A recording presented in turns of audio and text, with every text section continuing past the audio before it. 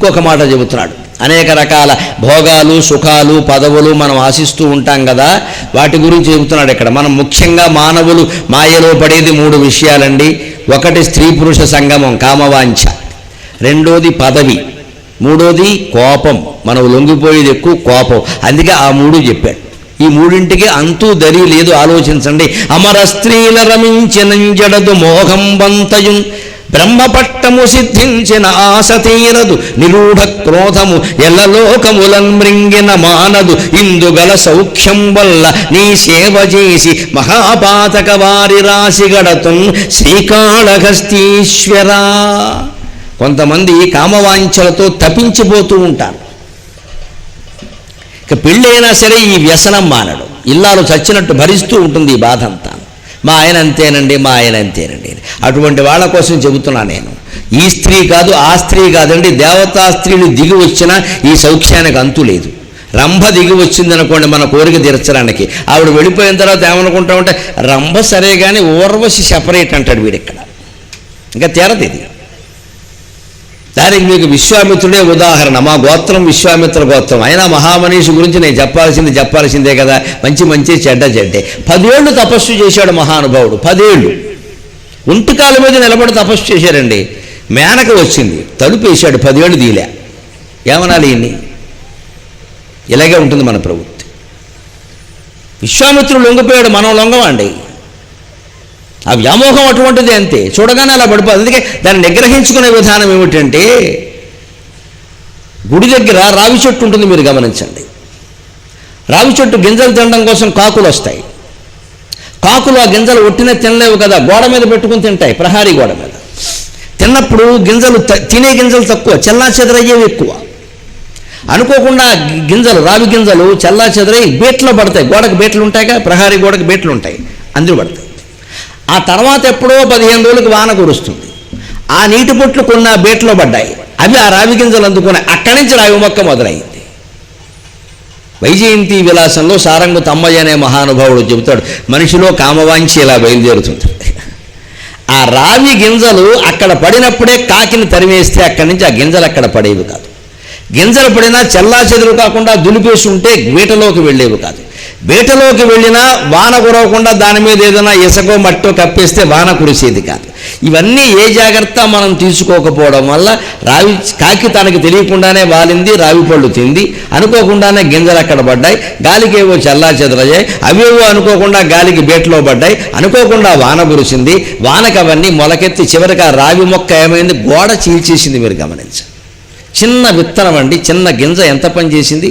అంటే ఈ కామబీజం కూడా రావి విత్తనం లాంటిదే. అది మనస్సులో పడేటప్పుడే తొలగించాలి, దాన్ని పెంచి పెద్ద చెయ్యకూడదు. వెంటనే కామవాంఛ పోతుంది. ఇవాళ యువతుల్లో ఈ కామవాంఛలు విపరీతమై, పెద్దవాళ్లలో కూడా విపరీతమైపోయి అత్యాచారాలు ఎందుకు జరుగుతున్నాయంటే, ఆలోచనలు అందరికీ వస్తాయమ్మా, మహానుభావులకు కూడా వస్తాయి. ఎవరు మినహాయింపు కాదు. జ్ఞానం ఉన్నవాడు ఆలోచన వెంటనే వదిలేస్తాడు. ఒక అందమైన అమ్మాయి కనపడింది అనుకోండి, ఎక్కడో పరాయి చోట, ఎక్కడో సభలోనో, మరో చోట గుళ్ళో గడితేనో, మరో చోట కనపడింది అనుకో, అజ్ఞానైన వాడు ఏం చేస్తాడు, అలా చూస్తూ ఉంటాడు. దేవుణ్ణి వదిలేసావును చూస్తూ ఉంటాడు. సరే, వాళ్ళు అనేక రకాలుగా ఉంటారు. మనకెందుకు లేని వెళ్ళిపోయేవాళ్ళు కొందరు, కేకలేసేవాళ్ళు కొందరు. వారు చూసినప్పుడు నేను పూజిస్తే తప్పే ఉంది అని పూజించేవారు కొందరు. ఇక్కడ ఎవరిని అనడానికి లేదండి. ఇవాళ ఆ పోజులతో పోయేది పూర్వం అయితే. ఇప్పుడు అలా కాదండి. వెంటనే వీడి దగ్గరికి వస్తాడు, నెంబర్ ప్లీజ్ అంటాడు. వెంటనే ఫోన్ నెంబర్ ఈ అని వీడి నెంబర్ ఇచ్చింది అనుకో, అయిపోయినట్టే జీవితం, ఈ అయిపోయినట్టే. ఇంకా అక్కడి నుంచి మొదలు ఇంకా ఎస్ఎంఎస్లు, వేధింపులు, రకరకాల వీడియోలు మొదలవుతాయి. ఈ ఆలోచన ఇక్కడే వదిలేస్తే, ఇప్పుడు ఇంతమంది అందమైన వాళ్ళు నా ఎదురుగా ఉన్నారండి, రకరకాల మనుషులు ఉన్నారండి, నేను మొత్తం శివస్వరూపంగా భావించకుండా ఎవరికేసైనా కళ్ళల్లో కళ్ళు పెట్టి చూస్తే నా భార్యకు అన్యాయం చేసినట్టే కదా. అనుమానం ఏదైనా ఉందా? ఆవిడే చేస్తే ఆ పని నేను ఆలోచించాలి. ఆ భావన పోవాలంటే ఆవిడే చేస్తే మనకు మంటెత్తిపోదు. మరి నేను చేసినా ఆవిడ అంతే కదా. నేను నమ్మకంతో ఆవిడ ఇంటి దగ్గర వదిలొచ్చినట్టే, నన్ను నమ్మకంతో ఆవిడ ప్రవచనానికి పంపించింది కదా. నేను ఆవిడ దృష్టిలో రామచంద్రమూర్తిలాగే ఉండాలి కదా. ధర్మం ఎలా తప్పుతామండి? భార్యతో సాటి వస్తారా? ఎంత రంభైనా ఊర్వశైనా. ఈ పద్ధతిగా మనిషి ఆలోచిస్తే కామవాంఛలు ఉండవండి. అది అక్కడ వదిలేయాలి. మన వాళ్ళు ఏం చేస్తారు, దాన్ని కొంచెం పెంచుకుంటారు. చూస్తే తప్పే ఉంది, మాట్లాడితే తప్పే ఉంది, మెసేజ్ పంపిస్తే ఇంకా ఏం చేస్తే మాత్రం తప్పే ఉంది. ఇక్కడ బతుకు నాశనం అయితే మాత్రం తప్పే ఉంది. ఆ మొదటి దశలోనే దాన్ని వదిలేయాలి. ఆ రావి గింజలు పడినప్పుడే కనుక ఆ గింజలు అక్కడ పడకుండా జాగ్రత్త పడితే ఇంత జరగదు కదా. కానీ చిన్న రావి గింజ ఆ బీటలో పడి గోడలోంచి మొక్క వచ్చి గోడ చీల్చేసింది. గుడి గోడ ఇంత లావుగా ఉంది, అది కూడా చీలిపోయింది. ఒక చిన్న మొక్కకి అంత శక్తి ఎక్కడ వచ్చిందండి? కామబీజం అటువంటిది. అది మొత్తం సంసారాన్ని నాశనం చేస్తుంది. వీళ్ళ పోయి పెళ్ళయ్యాక తగ్గుతాయనడానికి కూడా లేదమ్మా. నన్ను మన్నించండి అమ్మా, ఈ మాట ఈవేళ ఆడవాళ్ళకు కూడా చెప్పాల్సి వస్తుంది, మగాళ్ళకే కాదు. వాళ్ళు కూడా చెడగొట్టుకుంటున్నారు సంసారాన్ని. పెళ్ళి అయినా సరే రకరకాల వేషాలు, ఎవరిని ఆకట్టుకుందుకో ఈ వేషధారణ ఎవరికీ అర్థం కాదు. పెళ్ళైన ఇల్లాలు ఎలా ఉండాలమ్మా నేను చెప్పాలా ఎవరికైనా? పిల్లల తల్లివి, 2 పిల్లలు ఉన్నారు, ఎలా ఉండాలి నీ వేషం? ఇంకెవరిని ఆకట్టుకుందామని బయటకు వచ్చినప్పుడు రకరకాలుగా వేషాల్లో తిరుగుతున్నారండి. రకరకాల లేపనాలు పూస్తున్నారే, లిప్స్టిక్లు పూస్తున్నారే, వస్త్రధారణ విచిత్రంగా ఉంది. మేము ఎవరన్నా మాట్లాడితే టీవీల్లో చర్చలు పెట్టి మమ్మల్ని విమర్శలు చేస్తున్నారే దారుణంగా. మేమేదో మహిళలకు వ్యతిరేకమైనట్టు. 2 రోజులుగా ఇంతమంది మహిళలు ప్రవచనం వింటున్నారమ్మా. నేను మహిళలకు వ్యతిరేకమైతే మీరు శపించండి అని నాకు అభ్యంతరం లేదు, మీరు శపించండి. సంస్కృతిని నిలబెట్టుకుందుకు కాదుగా మనం తాపత్రయపడుతున్నది. మనం మర్యాదగా ఉండక్కర్లేదా? ఉండమని చెప్పడం తప్పే అయితే ఆ తప్పే 100 సార్లు చేస్తాం. ఆ తప్పే 100 సార్లు చేస్తాం. మనకు సంస్కృతి సంప్రదాయం నిలబడడం ముఖ్యమండి. ఇక్కడ ఎదుటి వాళ్ళని రెచ్చగొట్టేలాగా అనేక రకాల వాంఛలు పురుకొల్పేలాగా మన వేషం ఎందుకు ఉండాలి? అసలు మనం కాస్త పద్ధతిగా ఎందుకు ఉండలేకపోతున్నాం? అప్పుడు సంసారం నిలబడదా? పోనీ చిన్నపిల్లల కాలేజీ పిల్లలంటే వేరండి, కాపురాలు చేసుకునే వాళ్ళు కూడా అంతే. మగ అంతే, ఆడ అంతే, ఎవరికి ఏమీ చెప్పడానికి లేదు. మొత్తం లోకం చెడిపోతుంది. దాన్నే చెబుతున్నాడు. ఇదంతా మీరు వేసేది ఎందుకోసం? దిక్కుమాలిన సౌఖ్యం కోసం. ఆ సౌఖ్యం ఎంతసేపు? 10 నిమిషాల, పావు గంట, అంతకు మించి లేదు కదా. అందుకని దాని లోతుల్లోకి వెళ్ళండి. మీరు ఏది కావాలనుకుంటున్నారో దాని గురించి ఒకసారి చిత్రం వేసుకోండి, ఊహించండి అంటున్నాడు. అమర స్త్రీల రమించిన జడదు మోహంబంతయున్. ఇంత ఒంటి కాలం మీద తపస్సు చేసిన విశ్వామిత్రుడు మేనక కనపడగానే వ్యామోహానికి లోనయ్యాడు. దానివల్ల ఏం జరిగింది? 10 ఏళ్ల తపస్సు పాడైపోయిందా లేదా? పోనీ ఏమైనా న్యాయం చేశాడా? ఓ కూతురు పుట్టిందా శకుంతల, ఆ అమ్మాయికి అన్యాయం చేసి వెళ్ళిపోతారా తల్లి తండ్రి? వీళ్ళు మనుషులేనా అసలు? ఆ కూతురు కథ మళ్ళీ ఎంత విచిత్రంగా మారిందండి. భగవంతుడు కాపాడకపోతే శకుంతల పరిస్థితి ఏమయ్యేది? పోనీ వీళ్ళు ఈ కాపురం చేసిన వాళ్ళు ఏమన్నా వాళ్ళు సుఖపడ్డారు, కానీ పిల్ల సంగతి ఏమైనా పట్టించుకున్నారా? ఆవిడ దేవలోకం కదా అని ఆవిడ వెళ్ళిపోతుందా? ఈయన తపస్సు కదా అని ఈయన వెళ్ళిపోతాడా? పిల్లేం కావాలండి? కణ్వ మహర్షి, ఆయన ఆజన్మ బ్రహ్మచారమ్మ, ఆయనకేం కర్మ? ఆయన పాపం మానవత్వంతో ఆలోచించి వారెవరో ఏం చేశారో నాకెందుకు, పిల్లని ఎక్కడ వదిలేశారు, చిన్నపిల్లని. పక్షులు మేతపెడుతున్నాయి, పక్షులు కొన్న జాలేనా నాకు లేకపోతే అలాగా అని ఆ అమ్మాయికి పేరు పెట్టాడండి. ఎంత అందమైన పేరు పెట్టాడు. శకుంతేభ్యో లాలిత ఇది శకుంతల అని పెట్టాడు. అంటే పక్షుల చేత లాలింపబడింది, అందుకని శకుంతల అని పేరు పెట్టాడు. పేర్లు అంత అందంగా పెట్టాలమ్మా. నక్షత్రాల ప్రకారం పెట్టాలని మా ప్రాణాలు తీయకండి. ఇక్కడ మీరు ఎలా పెట్టినా ఒకటే. మీరు ఏ పేరు పెట్టినా వాడి జీవితం వాడు నడుచుకున్న విధానాన్ని బట్టి ఉంటుంది, కానీ పేరును బట్టి జీవితం ఉండదు. దయచేసి ఈ పిచ్చి నమ్మకాన్ని విడిచిపెట్టండి. మీరు పిచ్చేయి శాస్త్రి అని పెట్టండి అమ్మా, వాడు సకల వేద పండితుడు అవుతాడు చదివితే. నిజానికి బ్రాహ్మణుల్లో పిచ్చేయి శాస్త్రుడు, దీపాలు పిచ్చేయి శాస్త్రి గారు ఉన్నాడు, మహానుభావుడు, మహాకవి. వాళ్ళ అమ్మగారు పిచ్చేయి శాస్త్రి అని పేరెట్టింది. మరి వాడు మంచివాడు అయ్యాడు లేదా? మనం ఇవాళ మాత్రం చచ్చిపోతున్నాడు. మా వాడు అశ్విన్లో పుట్టాడండి, ఆతో మొదలవ్వాలండి, మళ్ళీ 3 అక్షరాలే ఉండాలండి. ఇన్ని కోరికలు ఎవడ తీరుతాడు ఇక్కడ? అది మళ్ళీ చివరిలో ఎర్ర అనేదో ఉండాలి ఇంగ్లీషులో. మళ్ళీ పొల్లు చివరి అచ్చు ఉండకూడదు, హల్లు ఉండాలి ఇక్కడ. ఈ దిక్కుమాలిన పేర్లు ఎవడ ఆలోచిస్తాడండి? ఎంతకీ తెవలం. మళ్ళీ ఇందులో మావగారిదో మాట, అత్తగారిదో మాట, ఈవిడిదో మాట, పక్కింటి వాడిదో మాట, నానా గొడవ ఇక్కడ. ఈ పేర్లకి నక్షత్రాలకి సంబంధం లేదు. దయచేసి ఈ పిచ్చి విడిచిపెట్టండి. నక్షత్రం ప్రకారం పేరు పెట్టాలని ఏ శాస్త్రంలో లేదు. ఇవాళ పూర్వం ఎందుకు ఉండేదో కూడా చెబుతా. ఈ నమ్మకం ఎందుకు వచ్చాయి, నామ నక్షత్రాలు ఎందుకు వచ్చాయంటే అందరికీ నక్షత్రాలు తెలిసేవి కాదమ్మా ఆ పరిస్థితులు. పూర్వం మీరు ఒకసారి మీ అమ్మగారిని వాళ్ళు అడగండి, వాళ్ళకి ఎవరు నక్షత్రాలు తెలియదు. అసలు ఎప్పుడు పుట్టారంటే కూడా కోనసీమలో తుఫాను వచ్చింది, కొబ్బరి చెట్టు పడిపోయింది, అప్పుడు పుట్టా. ఇప్పుడు ఎవరు లెక్క కట్టాలి? ఇది పూర్వం ఇలాగే అడుగుతారు. తుఫాను ఎప్పుడు, కొబ్బరి చెట్టు ఎప్పుడు, ఇప్పుడు పుట్టింది ఎప్పుడు, ఆ కొబ్బరి చెట్టు కిందే పడ్డా అని వాడు చెప్పేస్తుంది. అలాగే ఉండేది, లెక్కలు ఉండేది. చాలామందికి చదువు రాదు, ఎక్కడా రాయలా. ఇవాళ ఆ కర్మ లేదే. పూర్వం అందుకే బ్రాహ్మణులు ఏం చేశారంటే ఎవరికి తెలియదు, ఎప్పుడు పుట్టారో చెప్పలేరు. అందుకని వెంటనే పేరు పెట్టడం కోసం బ్రాహ్మణ దగ్గరికి వెళ్ళండి అనేవారు. చెప్పాలి కదా మరి. ఆయన బ్రాహ్మణ ఏం చేసేవాడు? ఎప్పుడు పుట్టారు అప్పుడు తెలుస్తుంది కదా, ఒకరోజే కదా, నిన్ననేనండి నేను సాయంత్రం అంటే ఈయన పంచాంగం తిరిగేసి ఓ భరణి నక్షత్రంలో ఉందా, అశ్విని నక్షత్రంలో ఉందా అని వెంటనే చూచేచోళ అశ్విని అని 4 అక్షరాలు ఆయన పెట్టి బాబు చూడమ్మా అని పెట్టేయి, చూడయ్యా అని పెట్టేయి. ఎందుకని మళ్ళీ తర్వాత పెళ్లి చేయాలంటే ముహూర్తం పెట్టాలి, ముహూర్తం పెట్టాలంటే నక్షత్రం చూడాలి. పెళ్లికి తిథి ముఖ్యం కాదు, నక్షత్రం ముఖ్యం. అక్కడ గురుబలం ముఖ్యం, శుక్రబలం ముఖ్యం. అందుకే నక్షత్రం చూస్తారు. అందుకే నక్షత్రం తెలియాలంటే ఈయన అడిగితే నక్షత్రాలు మాకేం తెలుసండి అంటాడు. పేరేమిట్రా అనేవారు. చూడమ్మా అనగానే చూనా అయితే అశ్విని అయి ఉంటుంది అని ఊహించి అశ్విని నక్షత్రం ప్రకారం ముహూర్తం పెట్టేవాడు. ఇందుకోసం నామనక్షత్రాలు వచ్చేయండి, ఇది చరిత్ర, దయచేసి గ్రహించండి.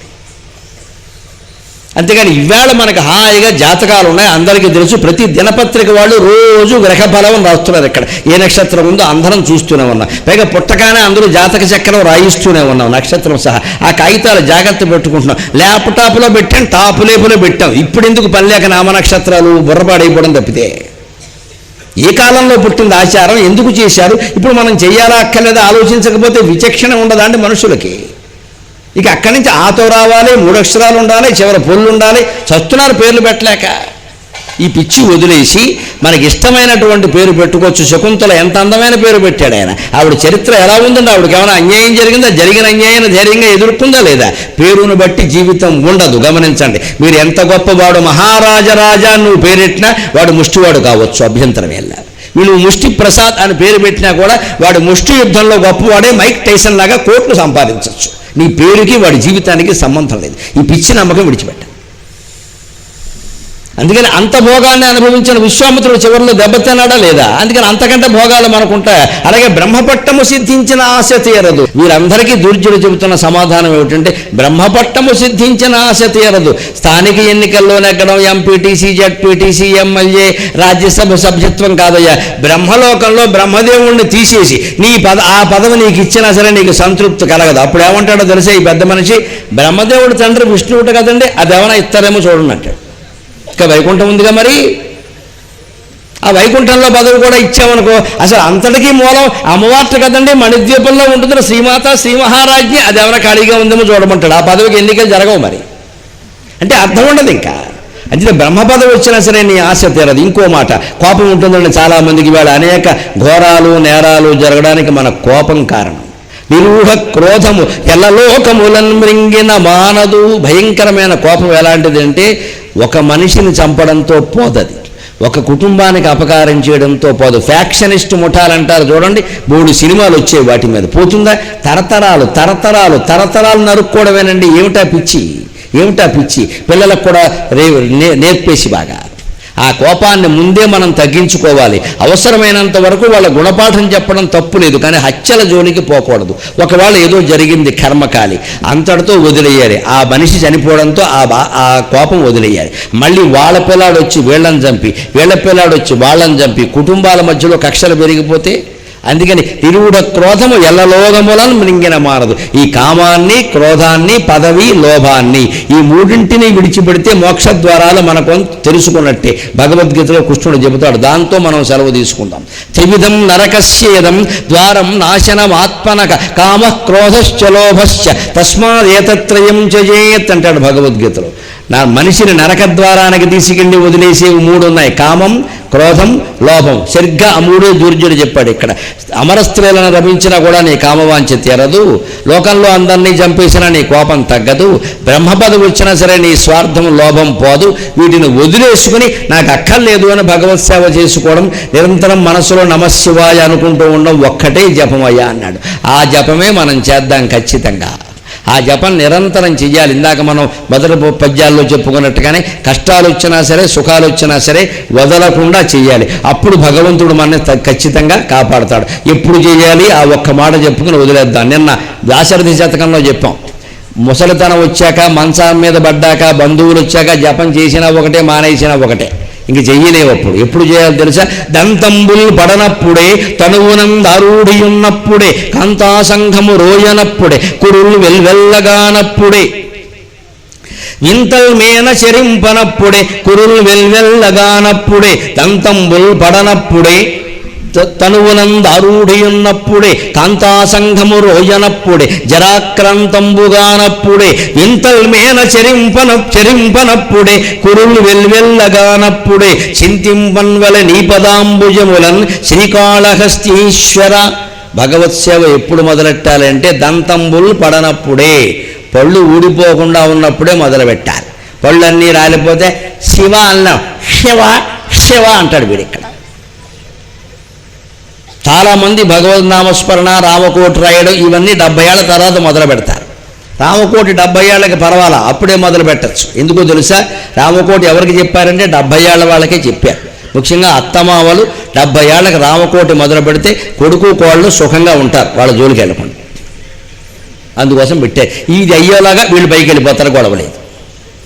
30 ఏళ్ళకి రామకోటి మాలెట్టి పని లేని పనులు చేయకూడదు. 30 ఏళ్ళకి దేశం కోసం, ధర్మం కోసం, నీ కుటుంబం కోసం ఏం చేయాలో అవన్నీ చేయాలి. రామకోటి రత్తు కూర్చోకూడదు ఇక్కడ. 60-70 దాటాక మొదలు పెడితే కోటి అయ్యేలాగా ఈయనో రాముడి దగ్గరికి వెళ్ళిపోతారు, గొడవలేదు. ముందు ఇంట్లో ఉన్నవాళ్ళు సుఖంగా ఉంటారు.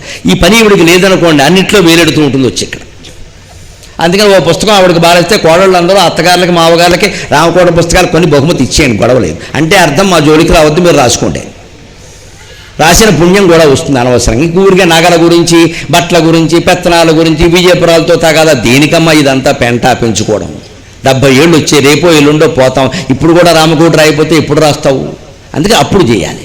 అంటే ఈ స్మరణ ఎప్పుడు చేయాలి? వైరాగ్యం ఎప్పటి నుంచి ఉండాలి? 25 ఏళ్ల వయస్సు నుంచి ఉండాలి. దంతంబులు పడనప్పుడే, తనువునందు ఆరూఢి ఉన్నప్పుడే. తీర్థయాత్రలు చేయాలి. ముఖ్యంగా కొత్త దంపతులు చేయాలండి తీర్థయాత్రలు, 60 ఏళ్ల వాళ్ళు కాదండి. 60 ఏళ్ళు వచ్చాక యాత్రలు చేయడం అంటే ఏంటంటే ఇక గత్యంతరంలాగా చేసే పని అది. ఈవిడ నడవలేదు, ఆయనేమో ముందుకెళ్ళలేడు. ఇక్కడ ఈవిడ నడవలేదు, ఈవిడ వదిలి ఆయన వెళ్ళలేడు. 4 అడుగులు అయ్యలేము, 2 మెట్లు ఎక్కలేదు. మానసరోవరం ఎడతాం, ఏమడతాం ఇక్కడ? మెట్లు ఎక్కలేకపోతున్నాం. అక్కడ చారుదాం ఎడదాం, చారుగా వచ్చుకో ఇంట్లో ఉన్న దామకి దిక్కు లేదు, చారుదాం ఎడతావట మోకాళ్ళు నొప్పులు వేసుకుని. అందుకని ఎప్పుడు వెళ్ళాలో తెలుసు యాత్రలు? పెళ్ళి అయిన వెంటనే వెళ్ళాలి. ఎందుకు వెళ్ళాలో తెలుసా అండి? కొత్త దంపతుల కోసం చెబుతున్నా. పెళ్ళి అయిన వెంటనే యాత్రలు చేయాలి. ఎందుకో తెలుసా? సత్సంతానం కలగాలంటే చెయ్యాలి. తీర్థయాత్ర చేయాలి. ముఖ్యంగా క్షేత్రం కంటే కూడా నది ఉన్న చోటుకి వెళ్ళాలి. కాశీ, గంగా నది, భద్రాచలం, గోదావరి నది ఉన్న చోటుకి వెళ్ళాలి. ఆ నదిలో మగ ఆడ ఇద్దరు సరిగంగ స్నానాలు చేయాలి. సరిగంగ అంటే ఇద్దరు చెయ్యి పట్టుకుని స్నానం చేయడం.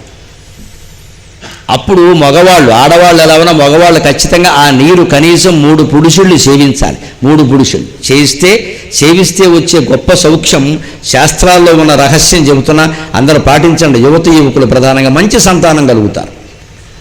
ఎవరైనా జీవులు ఆ నీటి ద్వారా, ఆ పుణ్యతీర్థం ద్వారా ప్రయాణం చేస్తూ ఉంటే ఆ జీవుడు ఈ తండ్రి కడుపున పడతాడు, ముందు తల్లి కాదు.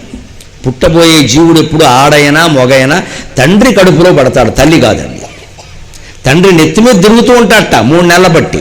యోగశాస్త్రంలో చెబుతారు తండ్రి నెత్తి మీద తిరుగుతాడు, తల్లి కాదు. తిరుగుతూ ఏం చేస్తాడు?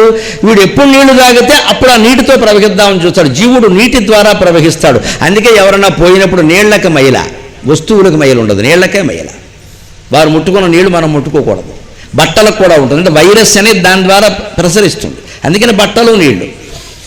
జీవుడు నీటి ద్వారా ప్రవహించినప్పుడు 3 నెలల క్రితం నుంచి తండ్రి దగ్గర తిరుగుతున్నాడు అనుకోండి. వీడు ఇక్కడ ఇంట్లో కూర్చుని ఊరికే వాటర్ బాటిల్లో నీళ్లు తాగాడు అనుకో, అందులోంచే ప్రవేశిస్తాడు. వాటర్ బాటిల్ అమ్ముకునేవాడే పుడతాడు.